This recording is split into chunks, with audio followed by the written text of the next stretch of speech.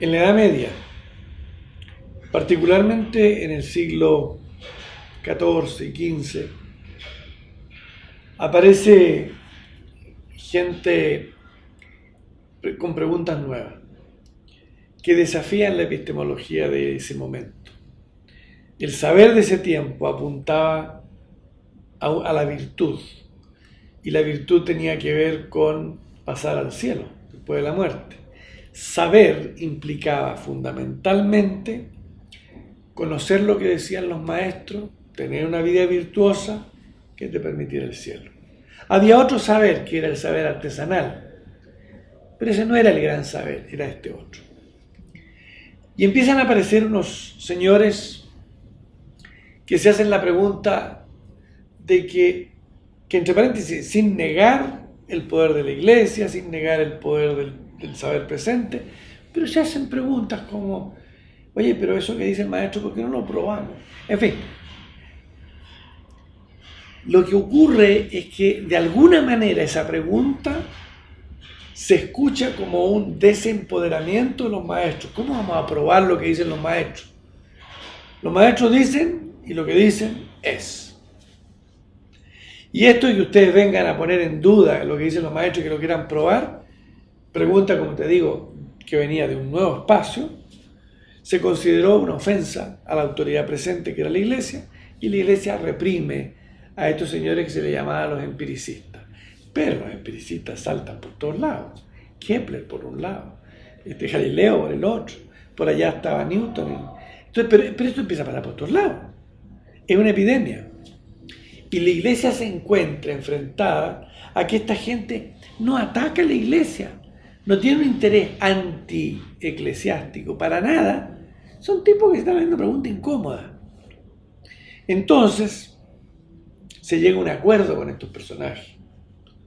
Y el acuerdo con estos personajes es tan simple, tan profundo y tan metido en el alma de nuestro tiempo como este. La iglesia dice a los empiricistas, acordemos esto. Ustedes se encargan del saber exterior, nosotros nos encargamos del saber interior.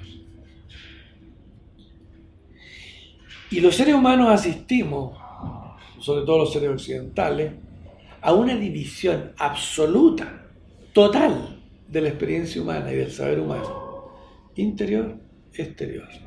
En un lado está la conducta humana, la materia, todo lo que puede verse y probarse desde el punto de vista empírico, y por el otro lado está un espacio que es el alma, las emociones, el espíritu, que con el tiempo pasa a ser sospechoso.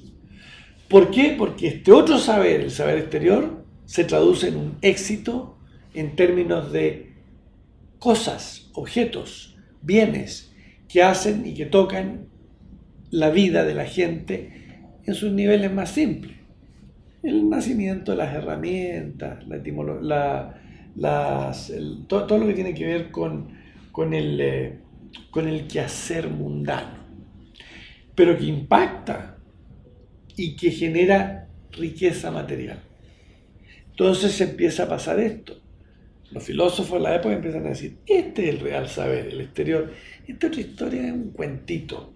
Son residuos primitivos. El espíritu, las emociones, pero en medio como de segunda clase, no es lo importante, esto es lo importante. Incluso la palabra objetivo, el saber objetivo, adquiere un valor propio por encima de lo subjetivo, lo que tiene que ver con el que sabe, con el sujeto. Y esta división la tenemos metida en el corazón del saber humano presente, en el corazón de la existencia.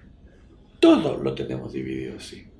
Tú vas al colegio y no aprendes nada que tenga que ver con ese lado, a menos que sea un colegio muy particular y se entienda lo interior solamente como lo religioso. Pero no era eso, era mucho más que lo religioso. Era la condena al mundo espiritual, la condena al mundo emocional. Nosotros, si miramos el quehacer del coaching de nuestro tiempo, es la búsqueda de la integración de estos saberes, búsqueda que tiene sus complejidades grandes. Todo el lenguaje humano en este instante es bilateral. tiene estos dos lados. Todo lo que decimos, lo decimos en dualidades. Por lo tanto, esto está integrado ya en la piel. Nuestras frases están contenidas y estructuradas por esto. Por lo tanto, para poder romper esto, tenemos que romper incluso los hábitos emocionales y los hábitos lingüísticos en que vivimos y habitamos. Por eso la tarea es mayor, no es tan simple. Que juntémoslo nomás. No, es que no se puede juntar así nomás.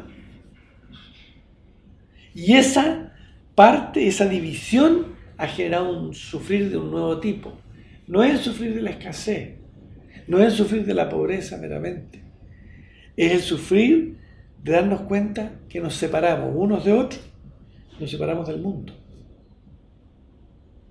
Y esa soledad es parte, es producto de este acuerdo, que es un acuerdo tácito, es un acuerdo, la palabra exacta sería, no es un acuerdo firmado en un papel, es un acuerdo al que se llegó de caballeros, y que entre paréntesis, cuando viene la gran reforma en la iglesia, los países de habla hispana o los países de habla latina, quedan casi todos en el lado de la iglesia que hace una contrarreforma donde no hubo reforma, como en España, y todo este asunto se acentúa. Bueno, no voy a entrar para allá porque el agravamiento del asunto fue enorme.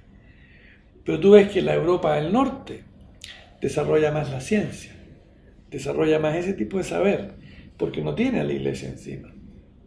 Nosotros por este otro lado nos quedamos ni con una ni con la otra.